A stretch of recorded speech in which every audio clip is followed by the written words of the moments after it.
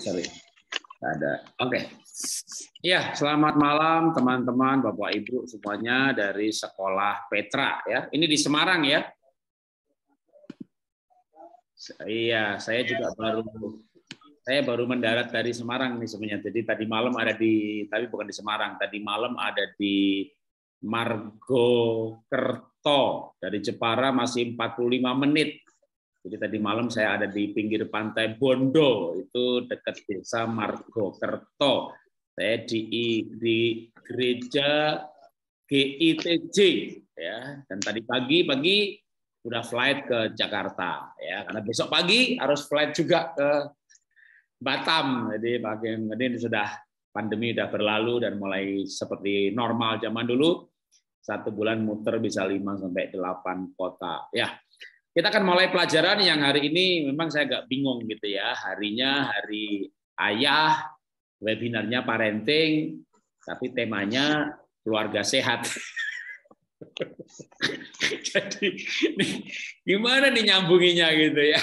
Udah saya sampaikan mengenai ayah, mengenai parenting ya, dan ibu juga. Tapi karena hari ayah, di slide-slide-nya banyak tulisan ayah, tapi berarti berlaku untuk ibu. Nanti soal kesehatan silahkan ya, nanti moderatornya, hostnya, gurunya tanya-tanya, pancing-pancing aja soal kesehatan, nanti kita sambungkan ya mengenai mendidik anak-anak sehat. Nah, sekarang saya akan sampaikan mengenai mendidik anak, parenting, tapi terutama memang saya akan singgung banyak soal ayah ya, ibunya juga tentunya. Oke.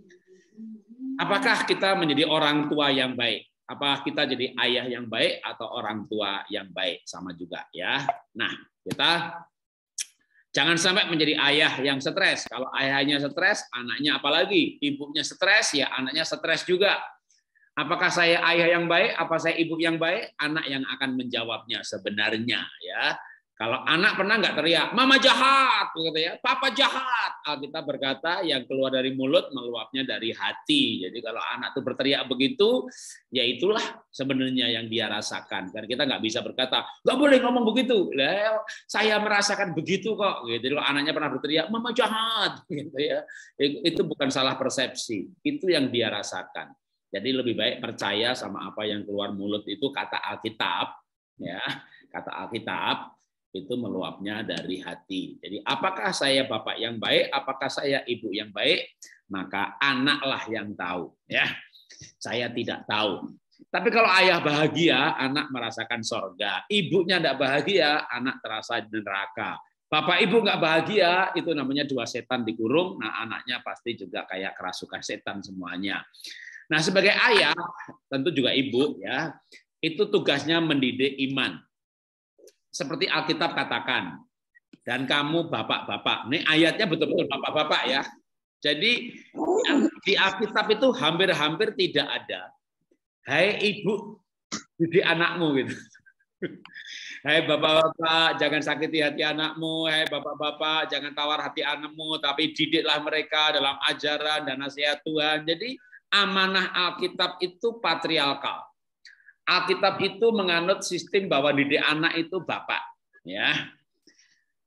Maka ayah harus mendidik apa? Ajaran dan nasihat Tuhan. Ajaran dan nasihat Tuhan itu ya iman. Iman apa kalau anaknya masih kecil? Tuhan baik, Tuhan ada, Tuhan hidup, Tuhan Yesus menebus dosa, Tuhan itu menolong. Tentu ini disampaikan semuanya berdasarkan usianya, ya.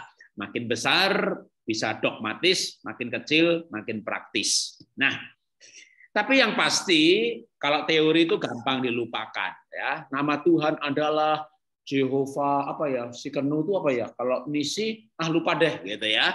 Tapi kalau pengalaman, nah itu dia. Pengalaman ini tidak bisa dilupakan. Maka tugas orang tua, ayah dan ibu adalah memberikan pengalaman lewat keteladanan. Dalam hal apa? Misalnya mau disambungkan sama kesehatan ya. Bapaknya makan sehat, anaknya ikut? Belum tentu. Apalagi remaja. Ya. Bapaknya makan sehat, istrinya ikut? Belum tentu. Pengalaman saya begitu ya. Sampai saya tes umur biologis ya. Ya. Yang pertama yang dites anak saya dulu itu. Dia umurnya 22 tahun dan hasilnya 30 tahun. Wah, istri saya waktu itu umurnya ya kira-kira kalau waktu anak umur 25 itu ya dia 45 46 gitu ya. Umurnya 56 gitu. Waduh, lalu mereka ngomong, "Ini alat nggak bener ini. Kita semua dituain. Ujung-ujungnya suruh beli ini loh untuk kecilin perut, ini loh untuk ngulangin kolesterol, ini loh gitu. Wah, ujung-ujungnya jualan ini gitu." Saya diem aja. Lalu saya bilang, "Bu, saya boleh nggak itu dites?" "Ya boleh," gitu ya. Waktu itu istri 45, berarti saya 47 ya. Lalu dites ya. Umur saya 37. Saya bilang, ini alatnya bener, ini alatnya bener. Nggak semuanya dituain, dong saya lebih muda gitu ya. Lalu dari 37 saya naik 38, 39, 40, 45, tertinggi 49 waktu saya umurnya 59. Waktu saya umurnya 49 juga. Tapi setelah itu turun sampai kemarin saya tes lagi, saya kembali ke 36. Tahun lalu saya 44, tahun sebelumnya 45, tahun sebelumnya 46. Dan saya ulang tahun yang ke-60. Jadi saya umurnya makin muda. Perut saya hilang, slim, visceral. Oke, sebentar ya. Saya mungkin harus mute all dulu ya. Jadi apa namanya? Ketika umur saya muda gitu ya, dan apalagi sehat ya, tubuhnya, perutnya slim, visceral fat di bawah 10%, istri anak semuanya ikut makan sehat. Ya, itu nggak pakai banyak teori itu.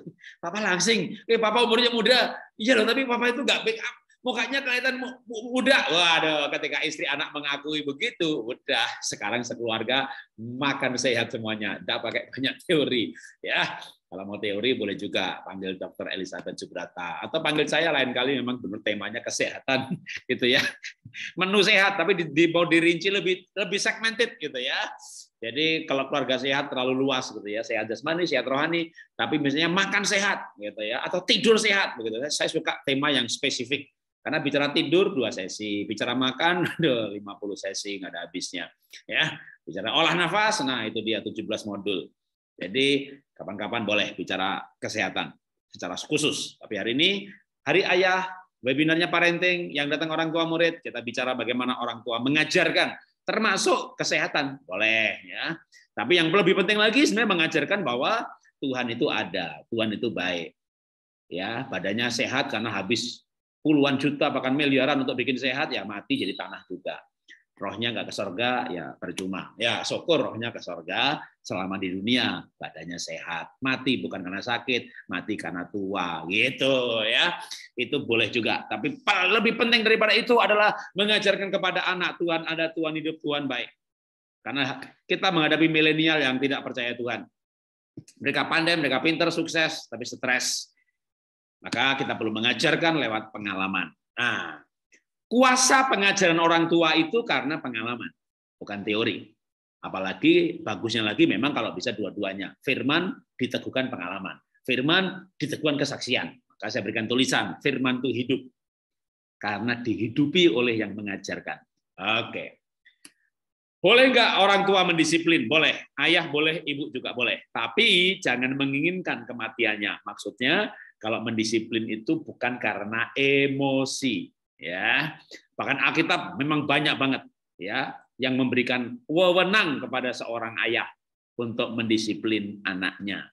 Tetapi kalau mendisiplin itu karena kasih ya, dan supaya anaknya hormat, bukan supaya anaknya takut. Oke. Nah, kalau mendisiplin maka harus memberikan reward. Kalau toh terpaksa mendisiplin, jangan pukul, jangan fisik, tapi misalnya pengurangan hak. Hak apa misalnya? Hak main gadget, hak uang saku, tergantung usianya. Ya, cukup menggunakan kalimat positif. Kamu anak baik, tidak boleh nakal. Jangan bilang kamu anak nakal, gitu ya. Kalimat positif. Berteriak nggak apa-apa, asal kalimatnya positif. Jangan lemah lembut, tapi kalimatnya negatif. Contoh, nak, mamah itu menyesal melahirkan kamu. Kamu tuh anak yang nggak ada gunanya. Nah itu lemah lembut ya kan, tapi menusuk, menyakitkan. Ditempeleng besok sembuh. Dikata-katai yang negatif bisa bertahun-tahun menjadi luka batin yang mempengaruhi perilaku. Luka batin, badannya juga nggak sehat. Jadi kalau bicara disambung dengan kesehatan, Alkitab berkata begini, sebentar ya. 1 Yohanes 3 ayat 21. Aku berdoa supaya keadaanmu, badanmu baik-baik, badanmu sehat. Sama seperti jiwamu baik-baik saja. Jadi kalau jiwanya itu nggak baik-baik, kecewa, kepahitan, badannya sakit. Makanya Ayub berkata begini, hatiku bergelora, mengeluh sepanjang hari, maka kulitku menghitam dan mengelupas. Ada yang alergi di sini? Anda bisa sembuh. Kalau Anda tidak mengeluh, hatinya tidak bergelora, nggak luka batin, tidurnya pulas, deep sleep, tenang, damai sejahtera, penyakit alergi kambuh. Sembuh tanpa kambuh, sehat tanpa obat. Ya, mau sembuh tanpa obat, Anda harus ikut pelajaran. Ya, namanya pola hidup sehat. Itu cukup panjang, 3 bulan ngajarnya. Tapi pendaftaran sudah saya tutup hari ini, Anda bisa ikut lagi Februari 2023. Yang sudah ikut silakan di-forward saja pelajarannya ke orang tua murid, ke yang lain boleh. Pelajaran di WA Group Pola Hidup Sehat boleh diteruskan ke yang lain, tapi tidak ada penggabungan, tidak ada pendaftaran sampai Februari 2023. Oke. Tapi gimana caranya kita mendisiplin supaya anak tidak kecewa dan tidak kepahitan?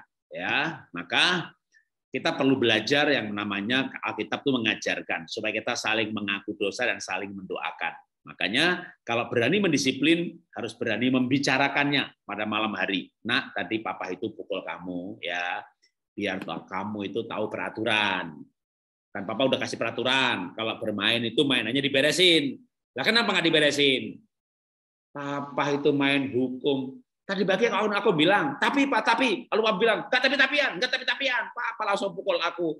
Aku tuh mau ngomong, aku udah beresin mainannya. Tapi adik datang memporak-porandakan. Jadi yang memporak-porandakan bukan aku, tapi adik. Waduh, coba kalau nggak dibicarakan. Bapak nggak tahu kalau ternyata yang salah si adik. Bapak sudah pukul si kakak. Waduh, itu kepahitannya bisa belasan tahun. Waktu remaja memberontak, akarnya karena dia nggak salah dihukum. Makanya kalau berani menghukum, harus berani bikin mesbah keluarga sebelum berdoa. Bercerita tadi kenapa melakukan hal itu. Siapa tahu anak lapor, ternyata yang salah adiknya. Nah, Bapak harus minta maaf. Lalu nanti anak mendoakan, Tuhan, Papa sudah mengaku salah, jangan hukum dia ya Tuhan, jangan kena kutuk pekerjaannya, jangan dibikin susah, jangan sampai jantungnya copot. Nah, begitu, anaknya doain bapaknya sehat. Anaknya mujek-mujek bapakku kayak gendruwo, kayak setan alas, kayak Herodes. Tuhan, kapan bapakku mati? Mati beneran repot nanti. Jadi makanya harus saling mendoakan. Bukan bapak doain anak, itu pastilah. Tapi anak doain bapak itu penting sekali. Karena Alkitab berkata, di mulut anak-anak Tuhan meletakkan kuasa untuk membungkam musuh dan pendendam. Bapak punya musuh apa? Roh kesakitan, roh macam-macam yang punya kuasa untuk membungkam justru di mulut anak-anak. Maka kalau mesbah keluarga, bapak minta didoakan sama anak-anak. Kenapa? Nah, Tuhan Yesus berkata, jangan menganggap anak rendah karena ada malaikat mereka di sorga memandang wajah Bapa. Jadi anak ada malaikatnya di sorga memandang wajah Bapa. Malaikatnya itu bisa lapor. Tadi itu anak digebuki sama bapaknya, itu ya kan. Makanya Alkitab berkata bahwa anak-anak itulah yang punya kerajaan kuasa, yang punya empunya kerajaan sorga. Apa itu kerajaan sorga? Mengusir setan dengan kuasa roh Allah. Maka kalau mengusir setan bakar jimat, suruh anak yang berdoa. Kalau ibunya yang berdoa, mungkin setannya nggak pergi. Kenapa? Karena ibu nggak yakin kalau setannya pergi. Contoh, dalam nama Yesus, setan aku hancurkan. Dalam nama Yesus, setan pergi. Anaknya bingung, sudah dihancurkan, disuruh pergi. Kalau sudah hancur, mana bisa pergi? Begitu ya. Jadi ibu-ibu itu kalau berdoa, kan, bahasanya ngaco menurut saya gitu ya. Hari ini berdoa, dalam nama Yesus, setan di rumah ini diusir, begitu. Besok malam doa lagi, dalam nama Yesus, setan diusir. Anaknya bilang, Mah, kemarin udah diusir, berarti kemarin udah pergi, Mah. Gitu. Makanya kalau anak itu berdoa, hari ini ngusir, besok dia berkata, Tuhan terima kasih, kemarin setannya udah pergi, jadi sudah nggak ada, terima kasih Tuhan. Anak logikanya lebih jelas menurut saya, ya. Karena anak itu apa yang diucapkan kemarin dia yakin itu terjadi. Itulah pentingnya mesbah keluarga. Kalau nggak mesbah keluarga, nggak punya pengalaman seperti yang saya ceritakan. Saya bisa ngomong begini karena anak saya kalau berdoa begitu, gitu ya. Sedangkan istri saya sendiri, kadang kita lupa apa yang kita doakan, kita nggak yakin dijawab, kita minta lagi dan minta lagi. Oke, maka doa orang benar akan sangat besar kuasanya, tapi orang benar itu kalau mengaku kesalahannya. Kalau bapak yang salah, ya bapak minta ampun. Kalau anak yang salah, iya Pak, aku tadi emosi, mainannya kok nggak diganti-ganti, maka aku berantakin. Ya sudah, ya sekarang minta maaf. Maafin ya Pak, oke. Nah, kalau anak yang salah, ya anaknya minta maaf. Tapi kalau bapaknya yang salah, ya bapaknya minta maaf. Supaya terjadi kondisi bahwa mereka itu orang benar. ya. Lalu berdoa bersama-sama sekeluarga, itu namanya keluarganya sehat rohani, sehat jiwanya, nggak kecewa, nggak kepahitan, rohnya sehat, jiwanya sehat, maka badannya sehat, karena badan itu kan cuma bungkusnya jiwa. Jadi mensana in corpore sano, itu kebalik, saya tidak setuju. Di mana tubuhnya sehat, jiwanya sehat, kebalik. Alkitab berkata hati gembira obat yang manjur. 1 Yohanes 3:21 berkata, aku berdoa supaya badanmu sehat-sehat saja, sama seperti jiwamu sehat-sehat atau baik-baik saja. Jadi kalau jiwanya sehat, badannya sehat. Jiwanya bergelora, kata Ayub, badannya sakit. Atau Mazmur 73 berkata, selama hatiku merasa pahit dan pinggangku tertusuk-tusuk rasanya. Jadi kenapa sakit pinggang? Karena hatinya merasa pahit. Atau ada yang berkata lagi, Amsal berkata bahwa patah yang semangat membungkukkan badan. Nah, badannya mau tegak, nggak bungkuk. Bungkuk itu apa? Punggungnya sakit, maka harus antusias. Karena kalau nggak antusias, jiwanya sakit, badannya sakit. Jadi banyak penyakit itu Alkitab mengatakan karena penyakit perasaan. Banyak banget. Ya, termasuk frozen shoulder, ya, punggungnya pegel semuanya, asam uratnya bagus. Kolesterolnya bagus, itu berarti mentalnya ada masalah, ya, menganggap hidup ini penuh beban. Biasanya anak pertama, anak nomor 2, anak paling sukses, harus bantu adik, bantu mertua, bantu ibu, lalu merasa hidup ini penuh dengan tanggung jawab dan kayak beban, udah frozen shoulder sakit. Mau sembuh? Saya bisa sembuhkan. 2-3 minggu sembuh tanpa obat, tanpa kambuh, ya. Kenapa? Karena jiwanya sehat. Oke, kita lanjutkan dulu, nanti boleh bertanya kalau mau bertanya soal gimana tuh Pak cara sembuhnya, gitu ya. Jadi yang pasti ya mendidik anak itu ya boleh mendisiplin, boleh kasih, tapi sebenarnya dengan tulus sehingga anak tidak merasakan dihukum, tapi merasa dicintai walaupun dia didisiplin. Ya, ayah itu apa sih? Atau orang tua ibu juga, tapi tentunya hari ayah ini saya akan banyak bicara ayah. Ayah itu tugasnya memberi warisan. Nah, kenapa? Karena Alkitab berkata bahwa orang baik menyediakan warisan bagi anak cucunya. Warisan apa? Ya. Yang pertama, warisan kehidupan. Ada orang namanya Mark Jukes, ini bapak yang jahat. Dalam 7 generasi, ini dalam buku yang berjudul Warisan Abadi, tulisan J. Lawson, ya, itu 7 generasi. Maka orang Mark Jukes ini, jahat ini, anak cucunya itu 400 pesta pora, 300 gelandangan, 190 pelacur, 130 narapidana, 100 pecandu alkohol, 60 suka mencuri, 55 korban pelecehan menjadi korban, tapi 7-nya menjadi pembunuh. Sementara ada seorang namanya Jonathan Edward, takut akan Tuhan, melayani Tuhan sungguh-sungguh, tidak full timer, tapi hamba Tuhan yang luar biasa. Maka 7 generasi keturunannya, 300 pendeta, 120 profesor, 110 pengacara, 60 dokter, 60 pengarang buku bermutu, 30 hakim, 14 rektor universitas, 3 orang anggota kongres, dan 1 anaknya menjadi wakil presiden Amerika Serikat. Ya, nah ini namanya warisan kehidupan. 1 orang bernama Abraham, maka anak cucunya diberkati. Maka ada namanya garis berkat. Tuhan memberkati Isa itu karena Abraham. Tuhan memberkati Salomo karena Daud. Jadi kalau kita hidup benar, apalagi suami, ayah, maka sebenarnya kita sedang mewariskan ya sebuah warisan yang ilahi, yaitu generasi yang diberkati. Berikutnya lagi. Nah, sekarang ini ada pernyataan penelitian menarik. Kecerdasan kromosom ibu, perilaku kromosom ayah. Itu hasil penelitian. Jurnalnya ada. Cari pasti ketemu. Nah, sekarang. Dalam kenyataan nih. Wih, anaknya pinter. Gitu ya. Lah, ibu sopo, ya kan? Ibu sopo, gitu kan? Wih, anaknya bandel, pentalitan, beling. Lah, bapak sopo. Iya, anak orang tahu adus, ya persis bapak Mbak itu terus, kayak bapak gitu kan. Jadi bapak nakal-nakali, anak nakal-nakali, bapak sopo. Ya. Wih, jadi ya itulah Pak. Itulah namanya ibu-ibu yang begitu ya. Begitu anaknya pintar-pintar diaku-aku. Anaknya nakal, bapak sopo gitu. Tapi sebenarnya itu ada ilmiahnya. Karena kalau dicari jurnal, ya memang begitu. Banyak penelitian-penelitian yang diupload tuh ya begitu. Cerdas itu kromosom ibu, lalu perilaku kromosom ayah. Nah, sekarang ini kata penelitian. Tapi saya mau bilang apa kata Alkitab, ya. Nanti kalau mau ayatnya, PowerPoint-nya udah tak kasih kok ya. Minta aja sama panitia, ya. Jadi sayanya cepet aja. Alkitab berkata, ya, Adam hidup 130 tahun lalu punya anak menurut rupa dan gambar. Nah, rupa ini adalah perilaku. Ya, rupa di sini demut dan damah. Damah itu perilaku. Itu malah dari Adam. Ya. Ada lagi ya soal kecerdasan, tentang kecerdasan. Sebenarnya di sini pun ada kecerdasan ya.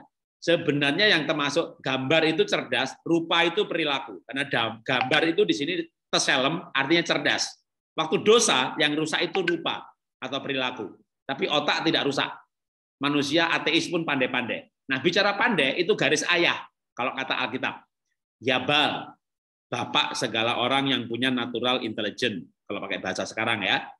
Yubal itu bapak segala orang yang punya musical intelligence. Sila itu bapak segala orang yang punya kinesthetic tactile intelligence. Oh, kita kalau bahasa pedagogiknya begitu. Ayah loh, garis ayah ya. Nah, contoh sekarang kalau itu kan ayat ya. Saya punya anak pandai bicara, suka tampil, nggak kayak ibunya, kayak bapaknya ya.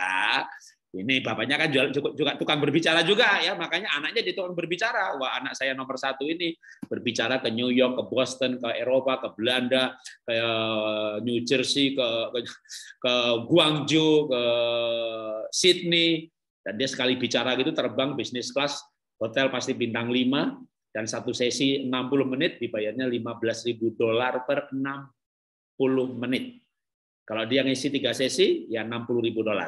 Dia pergi ke Belanda, ke Eropa 3-4 hari, pulang bawa 600 juta. Maka waktu dia umurnya belum 30 tahun, sudah beli apartemen di Singapura di tengah kota 10 miliar gitu ya. Saya bisa jalan kaki dari rumah anak saya, cukup dengan jalan kaki ke Bayfront.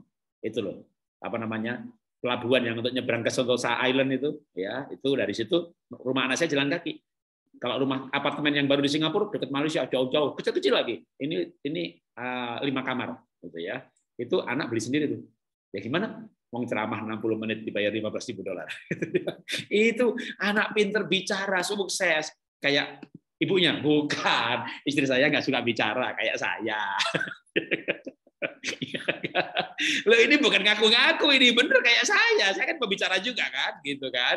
Nah, itu dari siapa saya pandai bicara? Bapak saya. Ini bapak saya itu dalang di kota Solo ya, Bapak Sanjoto itu dalang wayang kulit. Itu bapak saya pandai cerita ya kan. Gonjang ganjing kocap kaca teko gadut kocap mabur duri, itu bapak saya ceritanya ngono gitu ya. Anak saya nomor 3 ini bikin lukisan bagus banget, teliti sekali gitu. Kayak ibunya bukan ya kan, kayak bapaknya ya. Kan bapaknya pelukis juga. Nah, saya dari mana? Dari bapak saya juga. Ini gambar bapak saya ini pasti ada loh. Untung sebelum rusak saya udah tak scanning gitu. Ini udah tak scanning 10-15 tahun lalu ada kali, sebelum saya seperti sekarang ini melukis, sebelum anak saya juga melukis. Tapi sekarang jadi gambarnya tiba-tiba berguna gitu. Wah, ini tak scanning, untung loh belum rusak gitu ya. Jalur ayah gitu. Anak saya nomor 2, nah wajahnya kayak istri ya. Nomor 1 wajahnya campuran. Ya. Nomor 2, nomor 3 nih paling kecil, wajahnya kayak saya banget. Kalau saya perempuan kayak begini nih ya. Nomor 2 wajahnya kayak istri, dia pandai kamera, ya pandai ngedit. Kayak siapa? Ya saya lagi. Saya juga kameramen loh. Saya itu muncul di live channel setiap hari sekarang di Makna TV itu, saya syuting sendiri, ngomong sendiri, edit sendiri loh. Upload sendiri. Banyak orang yang bilang begini, Pak Jarod ini khotbah, nulis buku, ngedit film, animasi juga, ngelukis juga. Lah bakat semuanya orang, kok banyak orang diborong sendiri, multi talent, multitasking gitu ya. Makanya anak saya itu bakatnya kayak saya semuanya gitu. Istri saya numpang lewat. Jadi kalau yang lain tuh bilang, pinter, ibunya siapa, nakal, bapaknya siapa, tidak berlaku dalam hidup saya. Nanti tak kasih tahu caranya. Ya. Lah, tapi kenapa jurnalnya begitu? Nanti tak kasih tahu caranya dulu. Tunggu sebentar ya, salah. Oke, kita lanjutkan dulu ceritanya ya. Jadi ini, oke. Atau kalau enggak sebelum saya baca ini tak kasih ceritanya dulu. Jurnal-jurnal di Asia, Indonesia, Singapura, Malaysia, itu cerdas itu kromosom ibu. Perilaku, nakal, bandel, integritas, kromosom ayah. Itu jurnal di Asia. Iseng-iseng cari jurnal atau buku Jerman dan Yahudi. Nah, itu beda hasilnya jurnalnya. bahwa cerdas itu kromosom ayah, gitu. Kayak di Alkitab tadi loh. Alkitab ayatnya banyak banget. Cerdas itu ayah, gitu kan? Ayah. Yubal, Yahuda itu kan ayatnya banyak banget. Nah, kenapa di Asia bisa cerdas itu ibu? Karena di Asia itu yang mengasuh ibu, sedangkan Jerman dan Yahudi yang mengasuh bapak. Nah, gimana nih dua data ini digabung jadi satu supaya nggak bertentangan? Pengasuhan itu mengaktifkan DNA anak dalam tubuh anak yang berasal dari yang mengasuh. Makanya kalau bapaknya nggak mengasuh anak, yang ngasuh cuma ibu, kecerdasan, bakat, minat, data, DNA, kepandaian dari bapak nggak muncul. Kalau muncul pun nggak maksimal. Atau anak nggak suka, walaupun dia mampu tapi nggak suka. Makanya Gerard Edelman, pemenang Nobel tahun 71 mengenai otak yang maksimal. Dan Gerard Edelman meneliti dapat menang Nobel. Kalau jurnal itu ya di Undip orang penelitian S1 diupload ada jurnalnya. Tapi belum tentu penelitiannya benar, wong dia jipak, dia plagiat penelitian orang lain. Bisa salah, walaupun ada jurnalnya. Tapi kalau pemenang Nobel, itu disertasinya sudah diuji oleh panelis lintas ilmu, dan terutama ilmu-ilmu yang segaris. Ya, maka Gerard Edelman itu mengajarkan begini, ayah ibu mengasuh, itu otak anak imbang. IQ tinggi itu nggak penting-penting banget dalam hal kecerdasan dan kesuksesan. Otak imbang lebih penting. Tapi otak imbang, selain olahraga keseimbangan, maka setiap pagi kalau saya ngajar olah nafas, saya sambung dengan keseimbangan, ya kan? Posisi pohon, gitu, posisi pahlawan, itu keseimbangan semuanya. Atau kayak gerakan-gerakan stretching yang pakai keseimbangan, itu menyeimbangkan otak. Tapi keseimbangan otak juga lewat keseimbangan figur. Maka nggak boleh, bapak cari duit, ibu didik anak, nggak boleh. Bapak cari duit, ibu pegang duit, didik anak bareng-bareng. Bapak marketing, ibu accounting, didik anak bareng-bareng. Bapak ngurusin luar rumah, ibu ngurusin dalam rumah, didik anak bareng-bareng. Jadi nggak boleh pembagian, bapak cari duit, ibu didik anak. Nah, nanti anaknya cerdasnya coba dari kecerdasan ibu. Kecerdasan dari bapak tidak muncul. Ya, maka bapak itu harus mengasuh anaknya. Ya, ibu senang hari ini ya. Hari ini ibu senang jadi ya bapaknya mau didik anaknya gitu loh ya, namanya juga hari ayah gitu ya kan.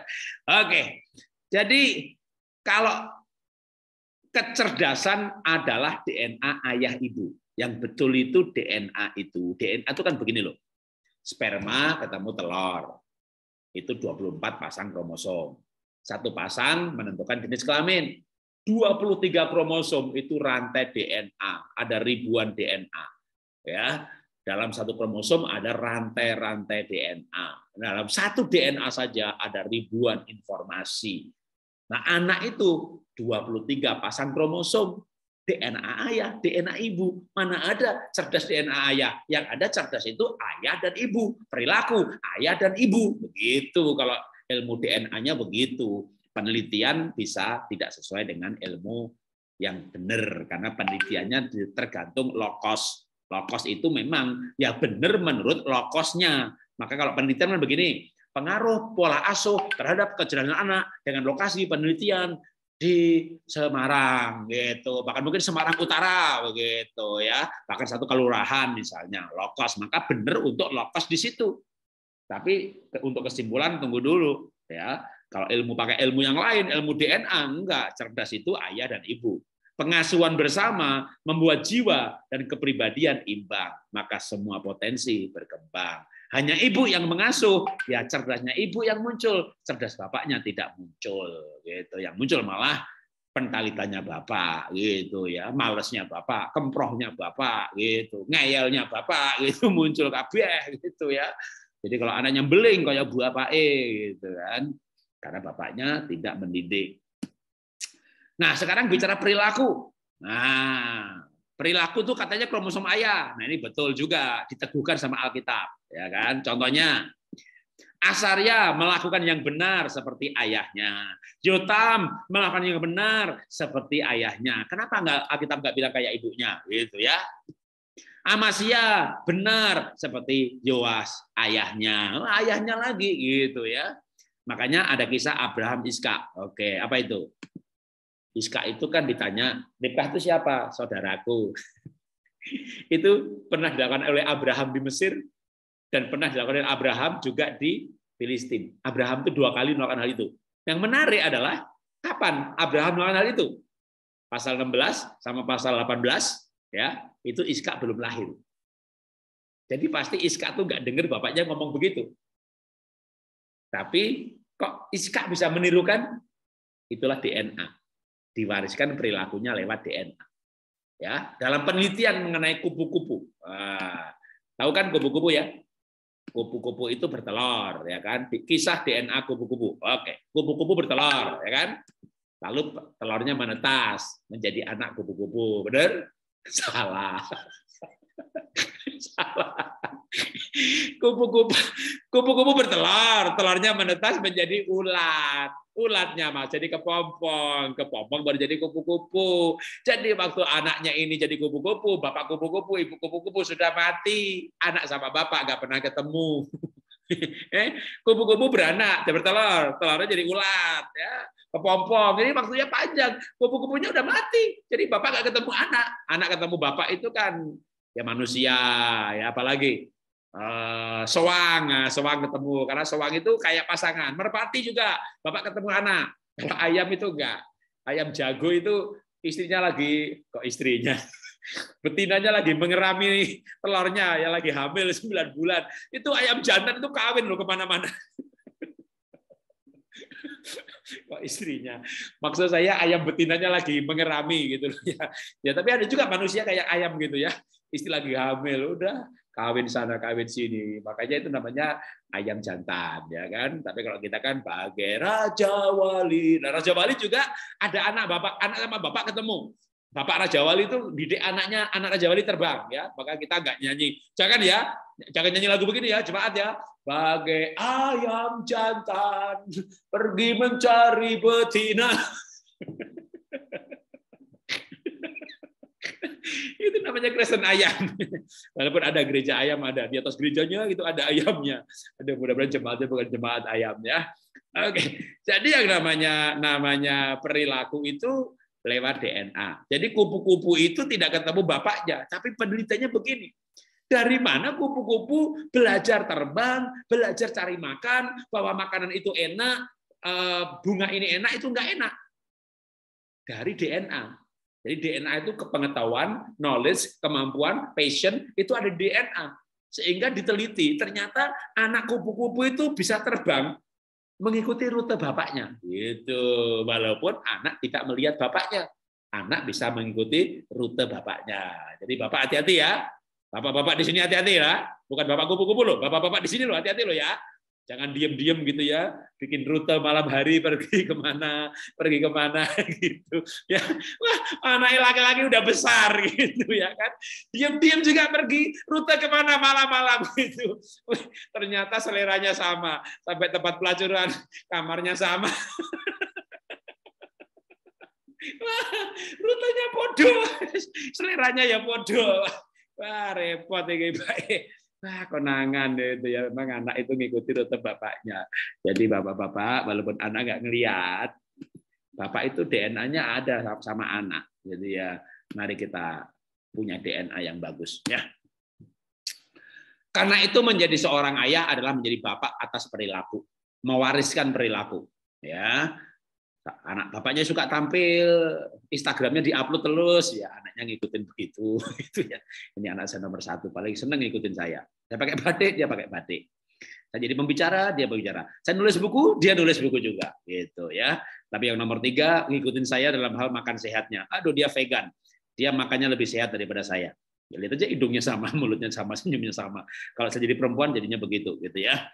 Itu sama juga anti mainstream, sukanya berbeda.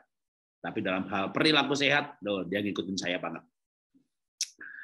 Oke, saya lewatin aja, jangan bukan lewatin ya. Kita lanjutkan ke tanya jawab. Jadi supaya ada waktu buat tanya jawab, saya cepetin aja tadi beberapa slide cukup cepat. Kalau mau pelajarannya, mau slide-nya nanti kan bisa ayat-ayat.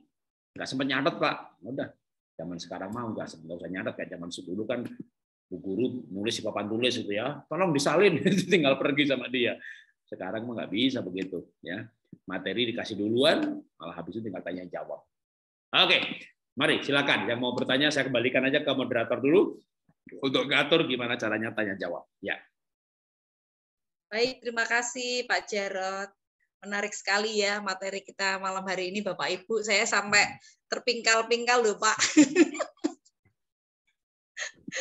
Ternyata baru tahu ya. Nah ini Pak, tadi ada yang sedikit menggelitik saya ini ya. Kalau tadi kromosomnya Bapak itu, kalau bapaknya begini kayak Iska tadi ya Pak ya, gitu. Anaknya bisa begitu. Nah ini kira-kira yang menggelitik saya adalah kalau ada anak-anak yang di luar Tuhan ya Pak, atau mungkin ya di dalam Tuhan sih, ada yang kan anaknya nggak tahu nih masa lalu bapaknya, atau bahkan istrinya juga nggak tahu masa lalu bapaknya. Kalau ternyata hal itu apa bisa kalau mungkin ya Pak ya, bisa nggak seperti itu tuh tidak muncul gitu Pak? Kalau didoakan gitu loh Pak, mungkin nggak tidak muncul. Ya, kalau secara DNA itu 7 generasi. Ya, makanya dalam pelajaran-pelajaran di IPB, Institut Pertanian Bogor ya, ada agronomi. Ya, dalam agronomi itu ada pelajaran mengenai pemuliaan tanaman. Sama juga kalau misalnya di peternakan ya ada pemuliaan hewan. Apa tuh maksudnya? Secara DNA, secara kromosom dicari bibit unggul. Ini mangga besar tapi kecut. Ini mangga kecil tapi manis, dikawin silang ya, supaya besar dan manis gitu. Wah, ternyata masih belum manis. Ya itu di otak-atik genetikanya sampai nanti ketemu 7 turunan, F7, 7 generasi, generasi ke-7 udah bener gede banget, dagingnya tebal, wangi, arum lagi, manis begitu ya. Itu kemungkinan tercipta itu dalam 7 generasi kira-kira gitu. Gen-gen jeleknya udah dibuang lagi ya, itu bersih lah 7 generasi kira-kira begitu. Nah, manusia juga ada kemungkinan seperti itu 7 generasi dari segi DNA. Nah, maka juga ada Alkitab ayat itu bahwa ya untuk dosa tertentu ya, aku Tuhan yang membalaskan sampai 7 generasi itu juga menjadi kayak masuk logika ketika DNA. Nah, bisa nggak kita ngomong bisa nggak bersih? Ya, yang pasti di dalam Tuhan Yesus kutuk itu dipatahkan. Kutuk itu kan bisa diwariskan kan? Kutuk misalnya apa? Dulu kakeknya berzina, ya berzina, main perempuan, kepelacur, kena penyakit sifilis, darahnya kotor. Darah kotor itu sampai jadi DNA, sampai jadi ya gen, sampai jadi nutrisi, sampai jadi bagian di dalam spermanya, dalam DNA-nya. Maka ketika bapaknya darahnya kotor, anaknya darahnya kotor. Bapaknya alergi, anaknya alergi. Nah, pertama bisa pengobatan secara medis. Tapi biasanya kalau secara medis itu alergi itu diobati ya nanti ditabrak lagi makan kepiting, makan udang, makan cumi kambuh gitu. Kalau alergi bulu ketemu bulu-bulu kambuh gitu. Lalu gimana bisa nggak itu bersih? Bisa. Yang pertama ya lewat penebusan. Kan di dalam Tuhan Yesus itu semua kutuk dicabut. Tapi selain penebusan rohnya, maka jiwanya juga harus dipulihkan. Misalnya ya pikiran kotornya, hidup kudus, maka kesehatan, katakanlah alergi gitu ya. Itu bisa berawal dari darah kotor karena perilaku kotor. Bahkan kalau saya sebenarnya mau bicara jujur ya kakek saya berzina, bapak saya juga gitu ya. Maka kakek saya darah kotor, bapak saya darah kotor. Saya mewarisi alergi. Saya lahir baru gitu ya. Lahir baru, pemulihan, inner healing, luka batin, sembuh, alergi sembuh, udah. Makan apa aja bisa, cuma demi kesehatan saya makan sehat. Tapi dulu betul-betul makan ebi, udang, cumi, kepiting, dikit aja udah berlendir semuanya penyakit apa kulitnya. Kenapa? Alergi. Tapi sembuh. Jadi bisa sembuh. Ya, nah itu kalau bicara sakit. Nah sekarang bicara perilaku. Bapaknya nggak ngaku kalau selingkuh gitu ya. Nah makanya sebenarnya itu hendaklah engkau saling mengaku dosa supaya kamu sembuh. Begini, ada anak yang punya dorongan seksual tinggi sekali, keinginan selingkuh tinggi sekali. Dia frustasi dengan dirinya. Kenapa aku demikian? Waktu bapaknya cerita bahwa dia dulu selingkuh, tapi bapaknya sembuh, tidak selingkuh lagi karena dia bertobat lahir baru. Tapi paling tidak anaknya jadi mengerti bahwa aku punya kecenderungan ini karena memang bapak atau kakekku itu selingkuh. Dan karena dia tahu punya kecenderungan itu, dia lebih hati-hati menjaga dirinya untuk hidup kudus. Paling tidak, dia menjadi mengerti asal-usulnya kenapa punya kecenderungan seperti itu. Maka sebenarnya, kalau Pak Julianto Simanjuntak itu berkata namanya pohon keluarga. Kalau orang tua berani jujur, itu jauh lebih baik. Membuat anaknya memahami pergumulannya. Kenapa dia punya kecenderungan selingkuh tinggi. Tapi ketika dia tahu, oh ternyata papa juga begitu. Tapi papa menang. Berarti aku juga akan menang. Maka jujur tapi menceritakan juga kemenangannya. Jangan takut menceritakan kelemahannya. Kalau saya dengan anak-anak, saya cerita semuanya. Mengenai kelemahan saya, kelemahan bapak saya, bahkan saya khotbah pun saya kadang tak ceritain, bapak saya selingkuh. Saya nggak perlu malu. Daripada saya bilang, oh bapak saya kudus, lalu orang yang sekampung sama bapak saya, nggak benar nih orang khotbah. Kalau bagi saya lebih baik bercerita, siapa tahu nanti anak saya masih ada yang mewarisi DNA itu. Tapi harapan saya sendiri sudah lepas. Ketika saya tahu bahwa saya ada DNA itu, maka saya melawan hal itu. Dan di dalam nama Yesus, penebusan itu sempurna. Maka saya percaya seperti Abraham, takut akan Tuhan, anak diberkati. Maka saya berkata, Tuhan, kutuk itu berhenti di saya. Saya darah kotor, saya alergi, berhenti di saya. Demikian juga dengan kecenderungan selingkuh. Saya punya kecenderungan selingkuh tinggi sekali. Saya punya fantasi seksual kadang liar sekali. Tapi berhenti di saya. Ya, dan saya sampai hari ini menikah 32 tahun, tidak berzina, tidak selingkuh. Maka saya yakin saya sudah sembuh. Nah, dan saya berharap anak-anak saya adalah DNA yang baru. Jadi sebenarnya DNA itu bisa diwariskan, bisa sembuh. Tapi kalau misalnya tidak diketahui, tidak diakui, kalau saya menyarankan diakui. Ya, karena itu akan membantu si anak di dalam pergumulannya. Itu kalau saran dari saya, ya. Karena banyak orang jaga image gitu ya. Nanti kalau ngaku gimana dong gitu ya. Apalagi kalau sudah menikah, ya mengaku saja menurut saya gitu ya. Tapi kalau mengaku memang harus bijaksana. Misalnya bapak selingkuh nih. Kalau terakhir itu 5 tahun lalu, 10 tahun lalu boleh ngaku sekarang. Mah, aku juga mau ngaku udah sekarang. Aku pernah sih selingkuh 10 tahun yang lalu, tapi itu udah enggak lagi. Wah gitu ya. Jadi istri mungkin ya 10 tahun lalu udah enggak gitu kan. Tapi jangan, mah aku mau ngaku selingkuh. Kapan terakhir? Kemarin sih. Kemarin ya, aduh ya, belum berubah lagi, belum bertobat, bisa berantem itu ya. Kalau begitu ya sekarang bertobat dulu, jangan mengulangi lagi 2 tahun lagi baru ngaku nanti gitu ya. Karena kadang mengaku tuh harus bijaksana. Jangan sampai gara-gara ngaku selingkuh lalu istrinya bunuh diri. Karena ada. Saya pernah dengar cerita ada suami ngaku selingkuh, istrinya bunuh diri. Bisa dibayangin perasaan si bapak menguburkan istrinya gara-gara dosanya. Jadi mengaku itu harus pakai bijaksana. Misalnya, bapak karena bertobat lalu ngaku, mah, aku mau jujur sekarang ya. Maaf ya Maya, aku tuh sebenarnya punya duit 1 miliar gitu. Itu suami istri bisa marah loh.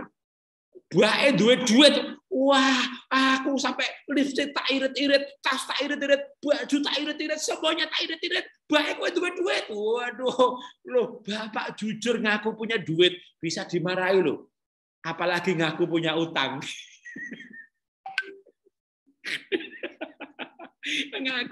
ngaku duit diamuk, apalagi ngaku punya utang gitu ya. Maka kalau mau ngaku punya utang itu sekarang dilunasin dulu, kerja rajin, kerja lembur rajin lunas.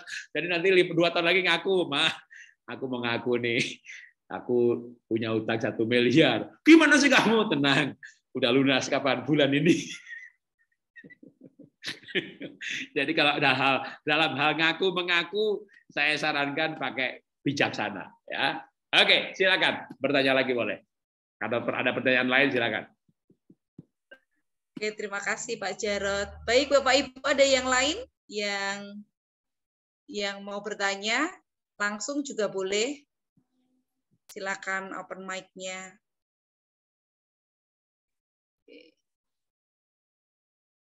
Jadi pada dasarnya itu ya Pak Jarod, sekalipun seperti itu kita masih punya kesempatan untuk berjuang, berdoa, melepaskan mengakhiri kutuk itu cukup sampai di kita gitu ya kan? Ya kan ada penebusan dalam Tuhan Yesus. Iya. Ya memang kadang itu ya Pak Jarod yang menjadi persoalan itu kalau orang tua nggak jujur itu ya, nggak tahu kenapa anak punya kecenderungan seperti itu. Bahkan mungkin waktu kita pun punya kecenderungan itu ketika orang tua kita nggak jujur juga kita nggak tahu ya Pak Jarod. Ada contoh ini yang mungkin nggak sampai soal dosa, selingkuh atau nyuri, bohong, nyolong, maling gitu, enggak.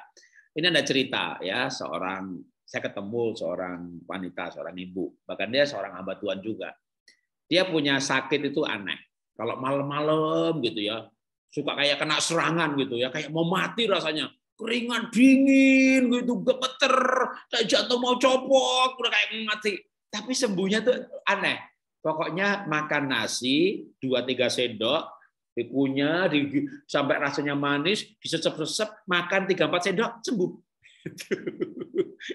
Itu dia sampai, aduh apa aku ini apa ya, keterikatan sama nasi. Tapi kalau kena serangan itu sampai betul kayak mau mati gitu. Jadi ya disimpan aja. Dia nggak pernah cerita sama orang lain, disimpan. Sampai suatu ketika dia tuh memberanikan diri cerita sama tantenya. Ketika lagi ada pertemuan keluarga, kayak reuni gitu.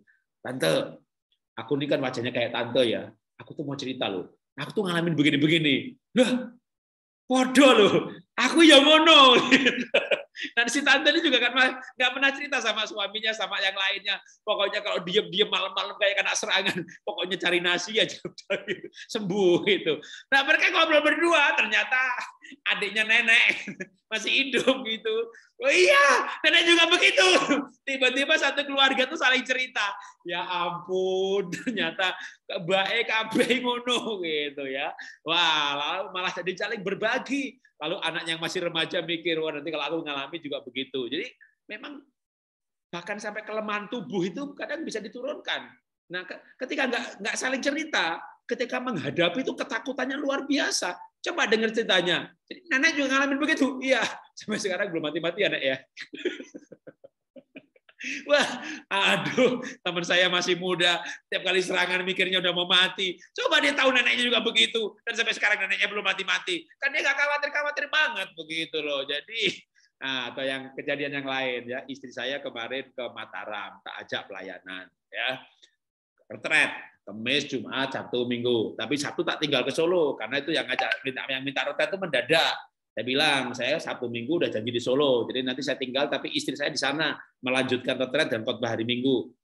Saya tinggal ke Solo, istri saya tidak bisa berdiri, karena waktu berangkat udah di airport udah pakai kursi roda, jalan udah pakai tongkat gitu ya. Sampai di Mataram tak tinggal, habis khotbah duduk nggak bisa berdiri, potong kursi-kursinya sama 3 bapak-bapak masukin ke kamar gitu ya. Langsung saya bilang begitu dengar kabar 2 jam sekali olah nafas, Wim Hof 2 jam sekali. Udah yakin besok berdiri, benar besoknya berdiri. Sampai Jakarta ya tiap hari olah nafas, tambah glukosamin ya, scanning MRI itu kena meniskusnya robek, ya dokter bilang dijahit. Saya bilang enggak usah, ya kan sehat tanpa obat, sembuh tanpa kambuh. Olah nafas plus makan yang benar gitu ya. Ya sekarang udah jalan, udah sepeda, nggak pakai operasi, nggak pakai dijahit-jahit ya. Nah, waktu dia kena sakit lutut, mulailah cerita ke temannya kerja mana, "Weh, paman juga ini juga." Gitu. Ternyata satu keluarga besar kena lutut semuanya gitu. Nah, jadi ketika kita bercerita itu sebenarnya ada baiknya ya. Nanti ketemu orang-orang yang punya pengalaman yang sama. Bahkan waktu saya pergi ke Amerika, September kan sama istri saya ke Amerika, kita nginep di rumahnya orang di Amerika gitu ya, nggak di hotel. Ya cerita aja nih, nih lututnya lagi sakit. Jadi kita nggak usah malu punya sakit. Weh, ibunya yang punya rumah. Lah, kok sama kayak saya? Nih, kalau dia tunjukkan nih.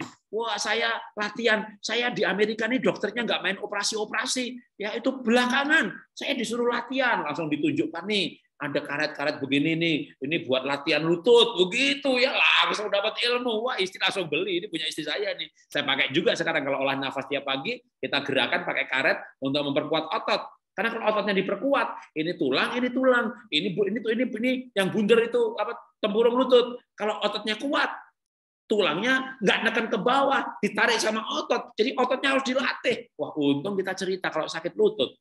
Nggak. Memang waktu Amerika udah bisa jalan tanpa tongkat, tapi agak pincang-pincang sedikit. Cerita gitu ya, wah langsung diajari. Wah, ada lagi pakai apa namanya? Di sana ya pakai beban tambahan, pakai balon yang ditekan di lutut, lalu balonnya ditekan-tekan. Jadi ada beberapa alat, langsung diajari. Begitu cerita ketemu orang yang punya yang sama. Lalu dia bilang, lalu kita tanya, jadi ibu nggak operasi? Enggak, ini sembuh. Nanti saya udah jalan normal begitu. Wah, saya belum begini. Berarti parah juga. Oh, parah banget. mau di ronsen juga kelihatan sobeknya. Waduh, di Indonesia mah suruh main operasi aja 100 juta, 200 juta kalau 2 lutut. Ya kan, makanya karena kita perlu bercerita termasuk kelemahan. Karena siapa tahu kita dapat kekuatan dari yang lain. Ya, jangan malu bercerita mengenai pergumulan kita. Bahkan mungkin anak cucu kita membutuhkannya. Untuk mereka kalau seandainya mengalami, menang. Syukur mereka dibebaskan ya sama Tuhan dari kutuk hal itu. Kutuk sakit penyakit, kutuk alergi, atau apapun puja. Tapi kalau ternyata mereka masih mewarisi, kita wariskan juga cerita bagaimana menghadapinya. Nah, kalau diem-dieman nggak pernah cerita, akhirnya anak bergumul dari bawah, bergumul ulang lagi dalam ketakutannya, dalam kesulitannya. Ya, begitu kira-kira. Oke, silakan kalau ada pertanyaan yang lain.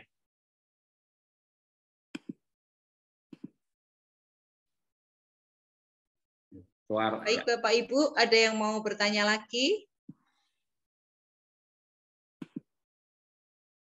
Oh, ini ada Pak Jarot. Saya mau tanya, apakah ayah itu dekatnya dengan anak perempuan, kalau ibu dengan anak laki-laki? Pertanyaannya Pak Jarot. Biasanya begitu, tapi seharusnya tidak begitu. Gerard Edelman mengajarkan anak hebat kalau dekat ayah dan ibu imbang. Ketidakseimbangan figur, nanti ketidakseimbangan perilaku, ketidakseimbangan otak. Maka harusnya bapak dating dengan anak perempuan, bapak dating dengan anak laki-laki. Supaya anak laki-laki bisa ngomongin soal seks, soal sperma, soal onani, soal masturbasi dengan bapaknya, dan anak perempuan bisa ngomong menstruasi, ngomong kehamilan, ngomong penyakit-penyakit kelamin, soal vagina dengan ibunya. Jadi anak perempuan harus dekat sama ibunya, anak laki-laki dekat sama bapaknya. Ditambah juga dengan dekat yang berseberangan. Bapak dengan anak perempuan juga dekat, bagus. Jadi sebenarnya yang benar adalah ayah dan ibu harusnya menjadi figur yang imbang bagi anak. Ya, jangan sampai anak entah laki entah perempuan dekat ibunya, jauh bapaknya. Anak entah laki perempuan dekat bapaknya, jauh ibunya. Itu tidak bagus secara kedewasaan psikologis. Oke, silakan kalau ada pertanyaan yang lain. Oke, silakan Ayah Elis mau bertanya apa?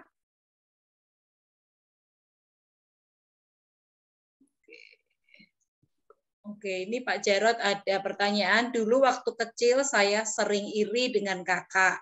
Apa yang dibelikan untuk kakak saya juga pasti minta. Sekarang anak juga begitu, bagaimana menanggapinya? Pak Jarot.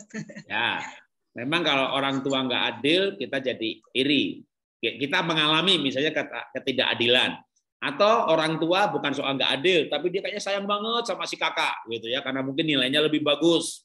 Atau si kakak ini wajahnya kayak bapaknya, jadi bapak sayang sama dia. Sedangkan si adik wajah kayak ibunya, ibunya sayang sama dia. Ada berbagai alasan kenapa sayang. Itu pun juga terjadi. Ditulis di Alkitab bahwa Ishak sayang Esau, tapi Ribkah sayang Yakub. Wah, ada ayah anak papa, anak mama. Sampai akhirnya Esau dan Yakub malah jadi mau bunuh-bunuhan. Atau misalnya Yakub sayang Yusuf lebih daripada kakaknya, sehingga kakaknya iri kepada Yusuf dan mau membunuhnya. Jadi ketidakadilan membawa antar saudara bersaing yang tidak wajar. Nah, kalau sekarang kita punya anak, maka sebaiknya kita belikan itu adil. Adil bukan berarti sama, tapi misalnya anak perempuan dibeliin boneka, ya anak laki-laki beliin mobil-mobilan. Dua anak laki-laki, mungkin satunya mobil merah, satu mobil kuning, gitu ya. Jadi setiap anak diberikan itu menjadi adil, ya. Dan jangan membandingkan, nasihati saja. Nah, adik belajar, adik pandai. Adik belajar, adik pintar. Titik. Tidak usah bilang begini, kamu tuh belajar yang rajin kayak kakak, nggak usah. Nanti adiknya akan iri sama kakaknya, akan benci sama kakaknya, benci dengan pembandingnya. Kan ada lagunya, ojo dibanding-banding ke, ya kan? Ibu juga nggak suka kan dibanding-banding ke. Gimana kalau ibu dibanding ke? Mah, pakai lipstik tuh jangan tebel-tebel kayak janda sebelah itu loh. Kalau pakai lipstik itu tipis jadi menarik. Jangan dibanding-bandingkan dengan bahkan ibunya. Ini bapak misalnya ngomong ya, mah, bu, mah. Ibuku tuh kalau masak begini pakai kecap, enak loh. Bilang aja, mah minta kecap, titik. Nggak usah bilang kalau ibuku masak begini pakai kecap. Dibandingin sama ibunya pun nggak suka. Orang tuh nggak suka dibanding-bandingkan. Ya, Jadi jangan dibanding-bandingkan. Nah, sering kadang anak itu pengen menjadi seperti orang lain, pengen menjadi seperti kakaknya. Apa yang kakaknya punya, dia mau punya juga sebagai tanda bahwa aku dicintai seperti kakak, gitu ya. Maka kalau sekarang kita punya anak, dulu kita suka nggak diperlakukan misalnya kakaknya tuh dibeliin tapi kita jarang, gitu ya, atau kita dibeliin berbeda. Nah, kita nggak suka. Nah, harusnya kita tidak mewariskan ya hal yang tidak baik. Tapi orang punya kecenderungan mewarisi yang tidak baik. Dulu dia ditempeleng sama bapaknya. Waktu ditempeleng kan nggak suka ya. Aneh bin ajaib, waktu punya anak, anaknya ditempeleng. Jadi kecenderungan perilaku itu begitu. Kadang-kadang korban menjadi pelaku. Orang yang menjadi korban sodomi, akhirnya dia malah juga menjadi pelaku sodomi atau menjadi LGBT dan seterusnya. Korban akhirnya menjadi pelaku. Itu adalah alam bawah sadar. Kita memutuskan kutuk itu, ya, supaya kita tidak mewariskan dendam, kita tidak mewariskan ketidakbahagiaan. Yang kita putus dari hal-hal masa lalu, alam bawah sadar yang tidak baik, kalau kita bangun mendidik anak dengan prinsip-prinsip keadilan, dengan prinsip-prinsip kebenaran, supaya kita bisa membawa anak-anak kita menjadi anak yang lebih baik daripada kita. Oke, boleh lanjut pertanyaan berikutnya. Oke, Pak. Ini ada pertanyaan lagi. Malam, Pak. Anak saya umur 7 tahun, tetapi masih sangat manja. Dengan kata lain, belum bisa mandiri. Bagaimana caranya mendidik agar bisa mandiri? Karena anak saya diasuh omanya. Wah, itu dia. Kalau mau mandiri harus dipisahkan dari omanya dan opahnya. Karena opa-opanya terlalu sayang. Oke. Kalau satu rumah agak repot, kalau bisa satu kota tapi beda rumah lebih baik, gitu ya. Karena kita bilang mau minta es krim, jangan, nanti batuk, pergi ke opanya dikasih. Jadi opa-omanya kadang terlalu memanjakan, karena dulu mungkin nggak bisa memanjakan anaknya, sekarang balas dendam ke cucunya, sampai anaknya merasa papa mama nggak sayang. Sampai ada lagu anak-anak ya, papaku, papaku tak pernah marah. Aku tak pernah marah, tapi papaku marah, gitu ya. Ada lagu anak yang begitu, itu kan cermin bahwa betapa orang tua sayang banget sama cucu, tapi sampai akhirnya membuat anak tidak menghormati orang tuanya. Nah, sekarang gimana anak itu diajari mandiri, bertahap. Mandiri, mandi sendiri, mulai diajari, anak dimandikan, mulai diajari mandi sendiri. Diajari makan, disuapin, sampai bisa makan sendiri. Jadi jangan disuapin lagi. Mulai dari tidur bersama orang tua sampai akhirnya tidur sendiri. Bahkan saran saya begitu ASI lepas aja langsung dipisahkan tidurnya, kamarnya sendiri. Kalau anak nangis jangan dibawa ke kamar kita. Kita yang menemani anak di kamarnya sampai dia tidur. Lama-lama dia bisa tidur sendiri. Makin besar lagi misalnya ada uang saku, maka waktu TK dikasih bekalnya makanan in natura berupa barang. SD mungkin bisa dikasih uang supaya juga dia belajar, belanja sehat, makan sehat, yang dikasih rambu-rambunya. Dikasih uang jajan misalnya kalau mungkin kelas 3 SD atau 4 SD, misalnya sehari 10.000 misalnya saja. Tapi kelas 1 SMP dikasihnya uang saku seminggu sekali 100.000. Nanti SMA-nya mau keluar kota atau mau kuliahnya di luar kota. Waktu SMA kelas 1 3 tahun mulai SMA ini uang saku buat 1 bulan gitu ya. Sehingga kemandirian itu diuji oleh uang. Banyak juga penguasaan diri diuji oleh uang. Kalau dia bisa mengatur uang, jangan nggak pernah diajari ngatur uang. Tiba-tiba sekolah keluar kota, udah dikasih uang 3 bulan, habis seminggu. Karena dia matanya jelalatan, nggak bisa menguasai diri. Jadi kemandirian itu dilatih tahap demi tahap sepanjang hidup ini. Maka cara melatihnya adalah memberi kesempatan. Mandiri kalau diberi kesempatan. Dia mau nginep di rumah teman, mau camping sama teman, kasih kesempatan. Tapi diawasi karena mereka belum dewasa. Ya. Jadi bisa dengan kasih kesempatan tadi ngelola uang bulanan, ya sampai nanti akhirnya kalau dia mau beli sepatu ya dari situ, ya kita beli uang bulanannya makin banyak gitu. Bisa nggak dia kelola uangan? Nanti kita ajari ya. Kalau kamu pegang uang itu 10% buat Tuhan. Jadi kadang anak mikir, Papa udah bayar per bulan belum? Sudah. Aku terima duit dari Papa. Nah, kenapa aku bayar lagi? Jadi kelebihan dong. Kamu tuh Yahudi, pelit. Ngitung begitu ya kan. Ya, Papa bayar, kamu juga bayar biar kamu belajar memberi dari yang bagian hak kamu. Tapi jadi lebih dong, ya nggak apa-apa lebih, ya kan, daripada kurang. Udah. Jadi anak itu begitu diajari, kadang anak saya ada yang mikir begitu sebenarnya. Bisa ngomong begini kan ngalami, tapi jadi ngerti. Anak yang satu begini, kedua begini, tiga begini. Nah kalau kita nggak ngasih uang banyak, kita nggak jadi ngerti. Tapi dengan ngasih uang gitu ya, diajari perpuluhan, diajari nabung, diajari ya nanti kalau kamu pengen mau beli sendal yang bagus atau yang mahal, merek atau yang murah. Wow. Memang kenapa? Ya murah itu ada untungnya juga, ya kan? Murah gampang rusak, tapi kan jadi 3 bulan sekali ganti sendal. Iya, punya baru lagi, gitu, ya kan? Kamu beli bagus awet, nggak gonta-ganti, bosen, ya kan? Atau tapi beli bagus, beli yang awet, ya nggak repot. Jadi kamu mau repot apa enggak? Kalau nggak mau repot, beli yang bagus, mahal, awet, nggak buang-buang waktu, ke mall, cari sendal lagi. Nah kita ajari aja malah beberapa prinsip. Untungnya murah apa, untungnya mahal apa, untungnya awet apa, untungnya nggak awet apa, ya. Bahkan kita hitung coba kalau kita hidup ini 3 tahun beli sendal berapa kali, kalau yang awet ternyata 2 kali, jadi lebih senang mana? Gonta-ganti. Jadi bisa posting di Instagram sepatu biru, sepatu kuning, sepatu merah. Ya nggak suka begitu, kita jadi ngerti anak kita model yang mana.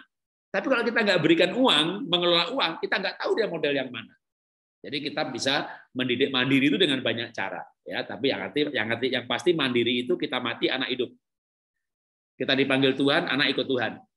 Makanya kita mengajarkan kemandirian mulai dengan misalnya kalau soal rohani, diajari mesbah keluarga. Waktu anak TK sehari sekali, SD seminggu 2-3 kali, SMP mesbah keluarga sebulan 2-3 kali aja, nggak usah tiap hari. Karena mereka harus PA pribadi, harus saat teduh pribadi. Bicara saat teduh, anak SD pakai buku renungan harian. Anak SMP nggak usah pakai, diajari baca 1 perikop. Bisa dapat nggak dari 1 perikop yang dibaca hari itu tuh dapat arti nggak? Wah susah. Ya kalau susah dicoba mulai dengan Amsal, Mazmur, Yohanes, itu ya jangan disuruh baca bilangan, ulangan, wahyu, stres ya kan. Tapi anak mulai belajar, dia belajar bagaimana menggali Alkitab pribadi. Nah, itu namanya mandiri secara rohani. Tapi intinya anak akan mandiri kalau kita latih. Anak mandiri kalau dikasih kesempatan. Anak mandiri kalau dikasih tanggung jawab, ya, dan itu dilatih dari kecil. Tapi adanya intervensi opa oma ini kadang agak berbahaya, ya. Jadi jangan sering-sering anak dititipkan orang kakek neneknya, ya. Sekali-sekali boleh buat bapak ibu bulan madu lagi anak titipkan opa omanya, tapi jangan sering-seringan. Nanti jadi anaknya opa oma, kita nggak punya otoritas, nggak punya wewenang, nggak bisa nasihati dan seterusnya. Ya, berikutnya. Oke, baik. Ini pertanyaan yang terakhir. Selamat malam, mau bertanya, apa pengaruh untuk anak yang orang tuanya menjalani LDM, misal bertemu ayahnya tidak setiap hari, walau video call rutin, atau anak yang diasuh oleh eyangnya, atau sekolah beda kota dengan ayah ibunya? Hampir mirip ini Pak Jarod. Oke, ya. Jadi begini ya, kalau bisa idealnya itu anak sekolah luar kota tuh waktu kuliah. Itu idealnya. SMA terlalu muda. Apalagi SMP. Anak saya tuh kelas 3 SMP ke Singapura. Itu terlalu muda. Jadi ketika dulu anak saya memang, tapi kita tuh dulu nggak mendadak. Memang dari kecil, dari kelas 1 SD, kita iming-imingi anak, kita provokasi mereka supaya mereka mengejar yang namanya ASEAN Scholarship. Ya, jadi beasiswa di Singapura.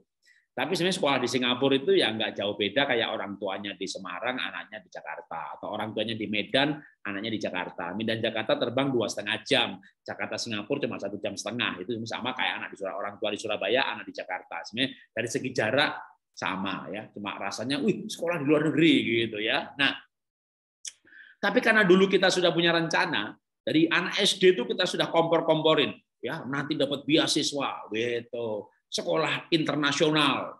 Nah, karena kita siapkan mereka 3 SMP ke luar negeri, maka tadi kayak uang saku itu kita udah persiapkan.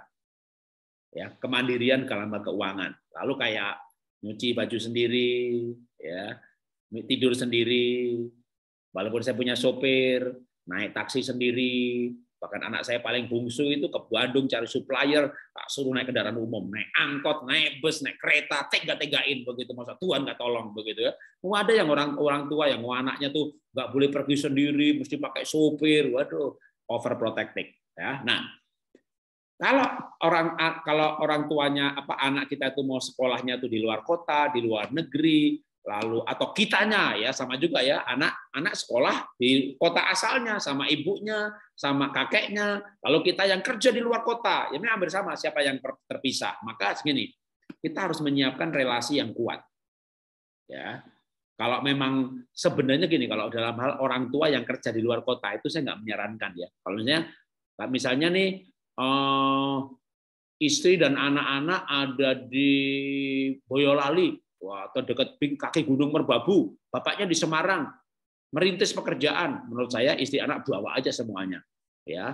Mau tinggal di gubuk, mau tinggal di rumah kontrakan, ya. Justru bonding itu terbentuk dalam penderitaan bersama. Ketika anak melihat bapaknya berjuang nyari duit lalu rumah, itu terbentuk ikatan yang luar biasa kuatnya daripada anaknya bermanja-manja sama kakeknya, dia nggak lihat perjuangan ayahnya mencari buat uang buat anaknya, yang dia tahu papanya jahat, nggak bersering bersama-sama. Kalau saya menyarankan sebenarnya long distance itu jangan, gitu ya.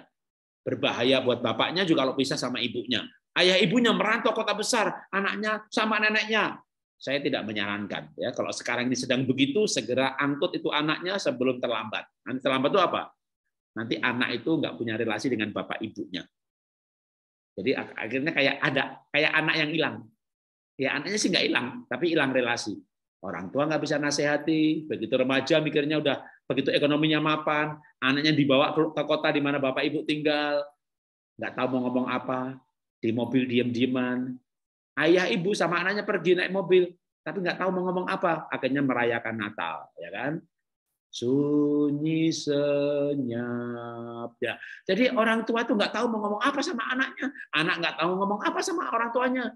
Bahkan mungkin anaknya akhirnya minta izin, aku di sekolah di kampung aja sama nenek, gitu ya. Mau SMA-nya di kampung aja. Di sini Kak, di sini sekolahnya bagus, di Semarang ini sekolahnya bagus.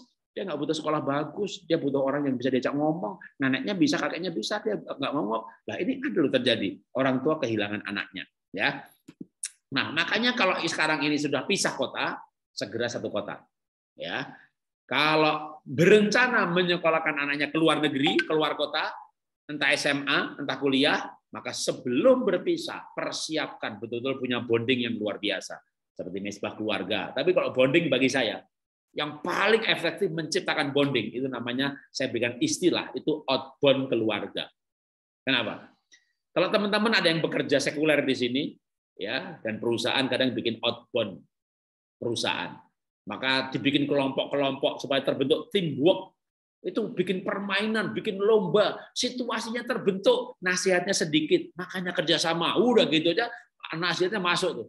Karena terbentuk oleh suasana. Dan outbound itu dikenang. Bagaimana arung jeram, bagaimana main ini, main itu. Nah, saya memberikan istilah outbound keluarga. Saya dulu pernah camping sama teman-teman SMA. Itu dengan teman siapa saya camping, itu akrab banget. Kenapa nggak camping sama anak? Jadi ketika anaknya remaja, kenapa nggak naik gunung sama anak? Jadi kalau saya, keluarga itu tak bawa ke pedalaman, mission trip, untuk ke gereja nyebrang sungai. Saya bawa anak ke gunung, pergi ke Bromo, jalan kaki, pergi ke pedalaman Mentawai, pelayanan ke gereja, jualan kaki sampai 1,5 jam, naik ojek, nyebrang sungai lagi. Jadi itu membuat anak terkenang. Ya, apalagi kalau mereka belum pernah naik gunung, lalu naik gunung sekeluarga, belum pernah diving sekeluarga, belum pernah ke pedalaman sekeluarga. Mereka begitu terkesannya sampai akhirnya, "Pah, aku nanti mau ngajak teman-temanku kuliah mission trip ke Mentawai seperti dulu papa pernah ajak aku." Begitu terkesannya sampai mereka mau ngajak teman-temannya dari Singapura dibawa ke Mentawai, bawa lampu solar system dibagi-bagi, ngumpulin dana, ngumpulin laptop bekas, mereka mission trip dan mereka terkesan pernah diajak mission trip sama keluarganya. Nah kalau saya nggak punya kenangan seperti itu, bapak saya nggak pernah ngajak mission trip, nggak pernah ngajak naik gunung, saya punya kenangan-kenangan dengan orang lain. Nah kenangan-kenangan ini kalau memang mau, saya dulu kan mau anak saya sekolah luar negeri, sebelum keluar negeri itu dipersiapkan. Bahkan setelah anak keluar negeri, begitu libur, namanya libur Natal, Tahun Baru, Paskah, saya tidak terima pelayanan itu bertahun-tahun loh. Pokoknya 20 Desember, dan juga tahun ini juga, 20 Desember sampai 5 Januari, tidak terima pelayanan. Bahkan kadang saya mohon maaf nih ya, mungkin bukan contoh yang baik ya, saya minggu nggak ke gereja. Pada hari libur itu. Ya, kadang-kadang ya libur sekeluarga ke gereja, tapi kadang malah betul-betul liburan beneran udah.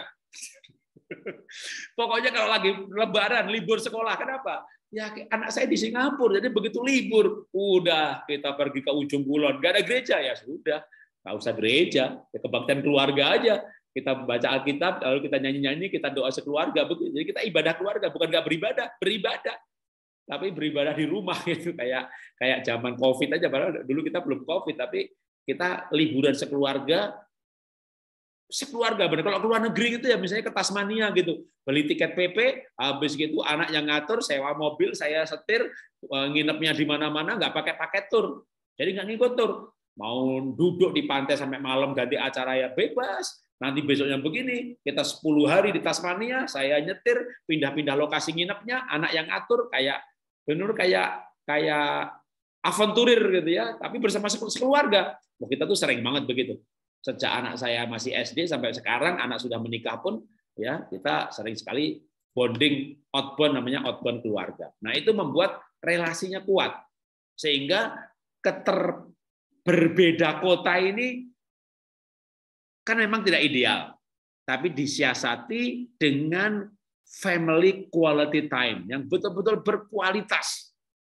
Nah, supaya berkualitas itu, kalau saya berikan nama, istilahnya outbound keluarga. Kita pergi misalnya ke Anyer atau ke pantai mana, ya memang ada butuh biaya ya, kita nabung untuk hal itu. Nanti di sana sepedaan bareng, renang bareng, pokoknya bareng-bareng keluarga. Kalau malah pas ada acara-acara di hotel, kadang itu ada acara game antara keluarga, tapi diselenggarakan oleh hotel. Jadi siapapun boleh ikut kita, gitu ya. Nah, itu kalau pengalaman saya, walaupun anak saya itu 3 SMP di luar negeri, sampai sekarang kita akrab itu udah mati, misalnya pas ketemu atau nggak ketemu pun ya tadi tuh video calling bagus ya, dalam waktu video calling itu cerita gitu loh, Pak begini-begini, aku kayaknya mau ditaksir sama si itu loh. Jadi mereka belum milih pacar, didekati, mereka cerita semuanya. Jadi kedekatan itu diukur ketika anak bercerita. Anak saya satu udah menikah, satu udah punya pacar, yang satu belum. Nah, yang belum ini pun kalau pergi kemana dia pulang cerita, ngobrol, cerita. Itu artinya ada bonding, ada ikatan. Ya, yang repot kalau anak nggak cerita apa-apa atau nggak tahu mau cerita atau malas cerita, akhirnya orang tua sama anak putus relasi. Jadi kalau toh beda kota, tadi pertanyaan sudah bagus sebenarnya, sering dengan video call itu sudah menolong ya. Tapi ditambah lagi nanti kalau pas liburan betul-betul untuk keluarga supaya ada yang tak terwakili oleh video call, itu sentuhan fisik. Benar-benar bapak tuh gandeng anaknya. Bapak itu rangkul anaknya, ibu tuh gandeng anaknya secara fisik, ya. Kalau nggak dibiasakan nanti anak nggak mau digandeng, ya. Banyak bapak nggak bisa gandeng anaknya waktu anaknya remaja. Anak saya remaja, anak saya SMA, kita pergi, kita gandengan, bahkan kita kalau mau berpisah itu pelukan dulu. Anak saya udah kuliah, tapi kalau dia ngantar saya ke airport atau saya antar dia ke airport, ya peluk dulu, pelukan dulu. Bapak laki, anak perempuan, bapak laki, anak laki, berpelukan, gitu ya, karena akrab. Jadi itu bisa dijaga ketika orang tua beda kota, ya diakalinya dengan family quality time. Oke, saya kembalikan ke moderator karena segi waktu mungkin ya. Tuhan berkati. Oke, terima kasih banyak ya Pak Jarot. Sebenarnya kayaknya nggak mau berhenti ya kalau mau dengar, karena bukan cukup ya, sangat memberkati, dan rasa kepo kita itu terlalu tinggi Pak Jarot. Jadi muncul kepengin tanya terus ini. Kalau dilanjutkan bisa sampai pagi ya. Tanya terus. Iya, nanti mungkin ada sesi 2, sesi 3, sesi 4 ya Pak Lili ya, untuk mengundang Bapak Jarot di Petrasku lagi ya Pak Lili. Ini Pak Lili adalah wakil dari Yayasan Pak Jarot. Terima kasih Pak Yakobus, Bu Naomi, Pak Jarot, terima kasih sekali kesempatan yang baik pada malam hari ini sudah disampaikan ke teman-teman juga orang tua murid. Kami bersyukur dapat materi bagus pada malam hari ini. Jauh-jauh sebulan lebih kami sudah booking. Akhirnya menjadi kenyataan kita bisa sama-sama